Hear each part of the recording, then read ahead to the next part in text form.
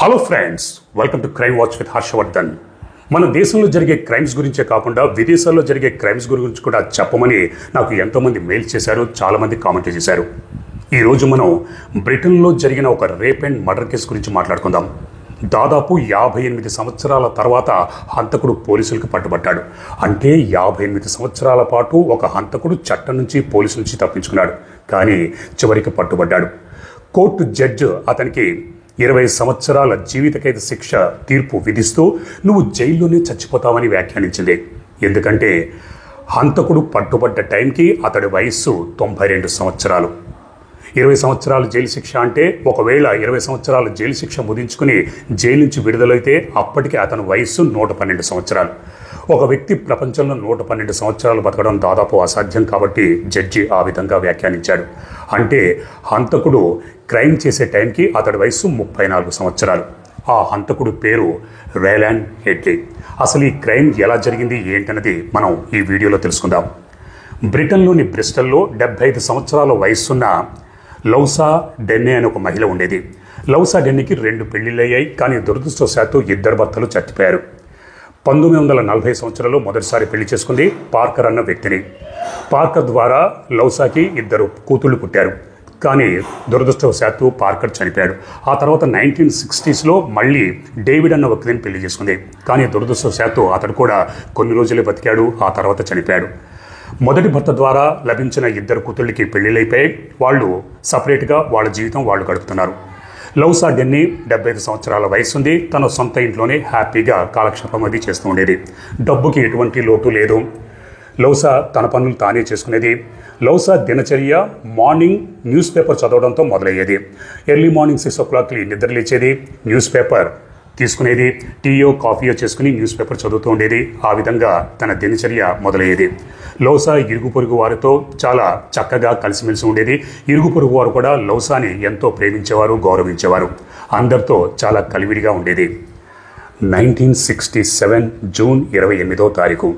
ఆ రోజు ఇరుగు పొరుగు వారు లౌసా మెయిన్ డోర్ మూసి ఉంది, గుమ్మం ముందర న్యూస్ పేపర్ ఉంది. ఇరుగు పొరుగు అదేంటి ఎర్లీ మార్నింగ్ 6 o'clock లేచి న్యూస్ పేపర్ అది చదువుతుంది, మరి 9 అయినా కూడా లౌసా ఇంకా నిద్రలేదేంటి అని ఇరుగు పొరుగు వారు చర్చించుకుంటున్నారు. ఇంతలో ఒక వ్యక్తి నాకు రాత్రి లౌసా ఇంట్లో నుంచి అరుపులు కేకలు వినిపించాయని చెప్పాడు. దాంతో ఇరుగు పొరుగు వారికి అనుమానం వచ్చి పోలీసులకు సమాచారం అందించారు. పోలీసులు హుటాహుటిన లౌసా ఇంటికి వచ్చారు. మెయిన్ డోర్ తలుపులు బద్దలు కొట్టుకుని లోపలికి ప్రవేశించారు. బెడ్రూమ్లోకి వెళ్ళి చూస్తే లౌసా డెడ్ బాడీ అచేతనంగా పడుంది. లౌసా తల వెనుక భాగంలో ఒక పదునైన ఆయుధంతో కొట్టినట్టుగా గుర్తుంది. పోలీసులు క్లూస్ టీమ్ ఇల్లంతా పరిశీలించారు.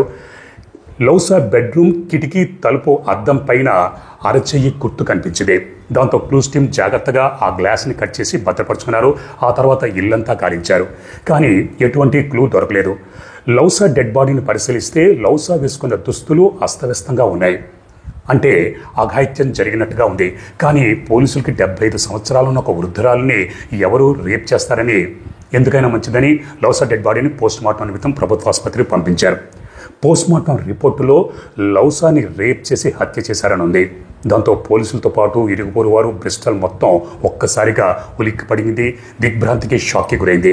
ఒక 75 సంవత్సరాల వృద్ధురాల్ని అంత దారుణంగా రేప్ చేసి హత్య చేసిన అంత నికృష్టుడు, దుర్మార్గుడు ఎవరుంటారని అందరూ విస్తుపోయారు. పోలీసుల దగ్గర అద్దం పైన దొరికిన అరచెయ్యి గుర్తు తప్పితే మిగతా క్లూసు ఏమీ లేవు. ఎందుకంటే అది 1967లో కాబట్టి అప్పటికి ఇంకా టెక్నాలజీ డెవలప్మెంట్ కాలేదు. DNA టెస్టులు ఇవన్నీ కూడా అంతగా డెవలప్ కాలేదు. బ్రిస్టన్ పోలీసులు ఇన్వెస్టిగేషన్ చేయడం మొదలుపెట్టారు. 3 కిలోమీటర్ల పరిధిలో 15 సంవత్సరాల నుంచి 60 సంవత్సరాల మధ్య గల మగవాళ్ళందరినీ దాదాపు 19,000 మందిని విచారించారు. వాళ్ళ దగ్గర వేలిముద్రలు, అరచేతి వేలిముద్రలు అవన్నీ తీసుకున్నారు. తాము సేకరించిన అద్దం మీద దొరికిన ఆ వేలిముద్రలతో మ్యాచ్ చేశారు. కానీ ఎవరికి కూడా మ్యాచ్ కాలేదు. పోలీసుల దగ్గర ఎటువంటి క్లూ లేదు. రోజులు, నెలలు, సంవత్సరాలు గడిచిపోతున్నాయి. కానీ పోలీసులు హంతకుడు ఎవరన్నది గుర్తించలేకపోతున్నారు. 10 సంవత్సరాలు గడిచిపోయాయి. 1977లో ఈ బ్రిస్టల్కి 50 మైళ్ళ దూరంలో మరో ప్రాంతంలో 79 సంవత్సరాల వయసున్న ఒక వృద్ధ మహిళని, 84 సంవత్సరాల వయసున్న ఒక వృద్ధ మహిళని ఇదే విధంగా రేప్ చేసి హత్య చేశారు. అక్కడి పోలీసులు సంఘటనా స్థలంలో దొరికిన వేలిముద్రలు వాటినన్నింటినీ సేకరించి ఇన్వెస్టిగేషన్ చేస్తే ఒక వ్యక్తి వేలిముద్రలతో అవి సరిపోయాయి. ఆ వ్యక్తి పేరే రేలాండ్ హెడ్లీ. పోలీసులు అతని మీద రేప్ అండ్ మర్డర్ కేసు నమోదు చేసి జైలుకి పంపించారు. ఆ తర్వాత లోయర్ కోర్టులో కేసు విచారణ జరిగింది. లోయర్ కోర్టులో రేలాండ్ హెడ్లీకి 20 సంవత్సరాల శిక్ష విధిస్తూ తీర్పునిచ్చారు. రేలాండ్ హెడ్లీ ఆ తీర్పుని పైకోర్టులో సవాల్ చేశాడు. పైకోర్టులో వాదన జరుగుతున్నప్పుడు రేలాండ్ హెడ్లీ తరపున వాదిస్తున్న లాయర్లు హెడ్లీకి మానసిక స్థితి సరిగ్గా లేదు, భార్యతో గొడవలు ఉన్నాయి, అందుకే ఈ విధంగా చేశాడు, అతడి మానసిక స్థితి సరిగ్గా లేదు అన్న కోణంలో వాదించారు. ఆ వాదనతో జడ్జి ఏకీభవించి 20 సంవత్సరాల శిక్ష విధించిన లోయర్ కోర్టు తీర్పుని 2 సంవత్సరాలు కుదించింది. దాంతో 2 సంవత్సరాల్లోనే హెడ్లీ జైలు నుంచి విడుదలై బయటకు వచ్చాడు. అంటే 1979లోనే 2 సంవత్సరాల జైలు శిక్షను మిగుంచుకుని జైలు నుంచి విడుదలై బయటకు వచ్చేశాడు. ఇక్కడ మరో పక్కన బ్రిస్టన్ పోలీసులు లౌసా డెన్నే కేసుని ఇన్వెస్టిగేషన్ అది చేస్తున్నారు. కానీ పోలీసుల దగ్గర ఎటువంటి క్లూ సాక్ష్యాలు లేవు. నెలలు సంవత్సరాలు గడిచిపోతున్నాయి. కేసు ఫైల్ మీద దుమ్ము పేరుకుపోతుంది. అలా కొన్ని సంవత్సరాలు గడిచిపోయాయి. 2025 వచ్చింది. ఇప్పుడు టెక్నాలజీ అభివృద్ధి చెందింది. ఫోరెన్సిక్ సైన్స్ ల్యాబొరేటరీలో టెస్ట్ చేసే ఇవన్నీ కూడా ఎంతో అభివృద్ధి చెందాయి. DNA టెస్టులు వచ్చేసాయి. దాంతో బ్రిస్టన్ పోలీసులు 2023లో పాత కేసులన్నింటినీ తిరగదోడదాం, ఏవైతే అన్సాల్వ్డ్గా ఉన్నాయో వాటినన్నింటినీ చెక్ చేద్దామని పోలీసులు నిర్ణయించుకుంటే వాళ్ళకి లౌసా డెన్నీ కేసు కనబడింది. సరే, అప్పట్లోనే లౌసా డెన్నీ సంఘటనా స్థలంలో రేపుకు గురైనప్పుడు 1967లో లౌసా డెన్నీ వేసుకున్న బ్లూ కలర్ గౌన్ని, అదేవిధంగా గ్లాస్ కిటికీ మీద దొరికిన అరచెయ్యి వేలిముద్రలని, రక్తపు నమూనాలను వీటన్నింటినీ సేకరించి భద్రపరిచి ఉంచారు. ఈ 2024లో బ్రిస్టన్ పోలీసులు వాటినన్నింటినీ అవన్నీ భద్రంగా ఉన్నాయి కాబట్టి ఆ గౌను మీద ఉన్న ఏమైనా దొరుకుతాయా సాక్ష్యాధారాలని పరీక్షిస్తే అదృష్టవశాత్తు బ్లూ కలర్ గౌనులో సిమన్ కనిపించింది. 2 DNA ప్రొఫైల్ కూడా కనిపించాయి. దాంతో DNA ప్రొఫైల్ మొత్తం అంతా చెక్ చేసి డాటా మొత్తం చెక్ చేస్తే మన దేశంలో లాగా ప్రతి ఒక్కరికి ఆధార్ కార్డు ఎలాగ ఉంటుందో వెస్ట్రన్ కంట్రీస్లో ప్రతి ఒక్కరి వేలిముద్రలు DNA ప్రొఫైల్ గవర్నమెంట్ దగ్గర పోలీస్ డిపార్ట్మెంట్ దగ్గర ఉంటాయి. దాంతో డాటా మొత్తం చెక్ చేస్తే ఒక DNA ప్రొఫైల్తో సరిపోలేయి. ఆ వ్యక్తి ఎవరోనో ఆరాధిస్తే ఆ వ్యక్తి ఎవరో కాదు, రేలాండ్ హెడ్లీ. మరి DNA ప్రొఫైల్ ఒక్కటే సరిపోతే మరి కేసు స్ట్రాంగ్గా ఉండదు. అందుకే మిగతా సాక్ష్యాధారాలను సేకరిద్దాం. మరి 1967లో అప్పుడు దాదాపు 19,000 మందిని పరీక్షించారు, ఎగ్జామ్ చేశారు. మరి ఈ రేలాండ్ హెడ్లీ ఎలా తప్పించుకుంటానని ఇన్వెస్టిగేషన్ చేస్తే రేలాండ్ హెడ్లీ 3 కిలోమీటర్ల పరిధిలో లేడు, 4 కిలోమీటర్ల పరిధిలో ఉన్నాడు. అంటే 1 కిలోమీటర్ రేంజ్ అవతల ఉండడంతో అప్పట్లో పోలీసులు రేలాండ్ హెడ్లీని గుర్తించలేకపోయారు. రేలాండ్ హెడ్లీ వేలిముద్రలు సేకరించలేకపోయారు. అలాగే పోలీసులు ఇన్వెస్టిగేషన్లో రేలాండ్ హెడ్లీ అప్పట్లో ఆ పరిసర ప్రాంతాల్లోనే ఉన్నాడట్టుగా గుర్తించారు. పైగా ఈ హెడ్లీ 1977లో 79-84 సంవత్సరాల వయసున్న ఈ వృద్ధ మహిళల్ని ఇదే విధంగా రేప్ చేసి హత్య చేశాడు. కాబట్టి ఇతను హ్యాబిచువల్ అఫెండర్, ఇతడికి ఇటువంటి అలవాట్లు ఉన్నాయని పోలీసులు నిర్ధారణకు వచ్చారు.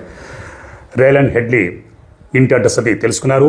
ఇంటికి వెళ్ళేసరికి రేలాండ్ హెడ్లీ వీల్ చైర్లో కనిపించాడు. ఎందుకంటే అప్పటికే అతని వయస్సు 92 సంవత్సరాలు. పోలీసులు చూసిన రేలాండ్ హెడ్లీ ఆశ్చర్యపోయాడు. ఎందుకు వచ్చారని అడిగితే, నువ్వు 1967లో రేప్ అండ్ మర్డర్ చేశావు, ఆ కేసులో నేను అరెస్ట్ చేయడానికి వచ్చావని చెప్పడంతో రేలాండ్ హెడ్లీ దిగ్భ్రాంతికి షాక్కి గురయ్యాడు. అంటే 58 సంవత్సరాల తర్వాత తనని పట్టుకోవడానికి వచ్చాడా? మీ దగ్గర నన్ను పట్టుకోవడానికి సాక్ష్యాలు ఏమున్నాయి, ఆధారాలు ఏమున్నాయని అడిగితే పోలీసులు తమ దగ్గర ఉన్న DNA ప్రొఫైలు, అదేవిధంగా వేలిముద్రలు సంబంధించిన అవన్నీ, గౌన్ మీద ఉన్న సిమెను ఇవన్నీ చూపించేసరికి రేలాండ్ హెడ్లీ దిగ్భ్రాంతికి షాక్కి గురాడు. ఆ తర్వాత నీ వేలిముద్రలు కూడా కావాలని అడిగితే మొదట్లో హెడ్లీ ఇవ్వడానికి నిరాకరించాడు. కానీ పోలీసులు చాకచక్యంగా రేలాండ్ హెడ్లీ వేలిముద్రలు అవి తీసుకుని పరీక్షిస్తే తమ దగ్గర ఉన్న వేలిముద్రలు రేలాండ్ హెడ్లీ ముద్రలు 2 సరిపోలాయి. దాంతో పోలీసులు 2024 ఎండింగ్లో రేలాండ్ హెడ్లీని అరెస్ట్ చేసి జైలుకి పంపించారు. ఈ సంవత్సరం అంటే 2025 జూన్లో బ్రిస్టల్ కోర్టులో ఈ కేసు ట్రయల్స్కి వచ్చింది. జూలై 1వ తారీఖు 2025లో జడ్జి తీర్పునిస్తూ, నువ్వు 75 సంవత్సరాల వయసున్న ఒక వృద్ధ మహిళని ఆ మహిళ వయస్సు అని చూడకుండా దారుణంగా రేప్ చేసి హత్య చేశావు కాబట్టి నీకు 20 సంవత్సరాల జైలు శిక్ష, జీవిత ఖైదు విధిస్తున్నాను. నువ్వు ఈ సమాజంలో ఉండడానికి అనర్హుడివి. పైగా నువ్వు జైల్లోనే చనిపోతావు. ఎందుకంటే నీ వయసు ఇప్పుడు 92 సంవత్సరాలు. శిక్ష ముగించుకునేసరికి నీ వయసు 112 సంవత్సరాలు అవుతుంది కాబట్టి బహుశా అప్పటికల్లా నువ్వు బతుకుండవు కాబట్టి జైల్లోనే నువ్వు చనిపోతావని తీర్పునిస్తూ ఈ విధంగా వ్యాఖ్యానించాడు. అలా బ్రిటన్ దేశ చరిత్రలోనే 58 సంవత్సరాల తర్వాత ఒక పాత కోల్డ్ కేసు పరిష్కారమైంది.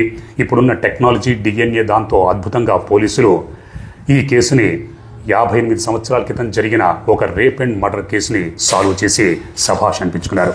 బహుశా ఇటువంటి టెస్టులు మన దేశంలో కూడా జరిగితే మన దేశంలో కూడా ఎన్నో అన్సాల్వ్డ్ కేసులు ఉన్నాయి. ఆ కేసులన్నింటినీ తిరగడోడి ఇప్పుడున్న టెక్నాలజీతో పోలీసులు చిత్తశుద్ధితో కృషి చేస్తే ఎన్నో కేసులు సాల్వ్ అయ్యే అవకాశాలు ఉన్నాయి. కోర్టుకి ఎప్పుడైతే తీర్పిచ్చిందో లౌసా డెన్నీ మనవరాళ్ళు వాళ్ళందరూ హర్షం వ్యక్తం చేశారు. మేము బహుశా హంతకుడికి పట్టుబడున్నాం అని అనుకున్నాము, కానీ 58 సంవత్సరాల తర్వాత మొత్తానికి హంతకుడు చిక్కాడు. ఇప్పుడు మా అమ్మమ్మ ఆత్మకి శాంతి చేకూరుతుందని వాళ్ళు కూడా హర్షం వ్యక్తం చేశారు. మరి ఈ స్టోరీ మీద మీ అభిప్రాయాన్ని కామెంట్స్ రూపంలో నాకు తప్పకుండా తెలియజేయండి. మరో నిజమైన క్రైమ్ స్టోరీతో నేను మళ్ళీ మీ ముందుంటాను. అప్పటిదాకా మీరు, మీ కుటుంబ సభ్యులు క్షేమంగా, సురక్షితంగా, అప్రమత్తంగా ఉండాలని కోరుకుంటూ మీ హర్షవర్ధన్.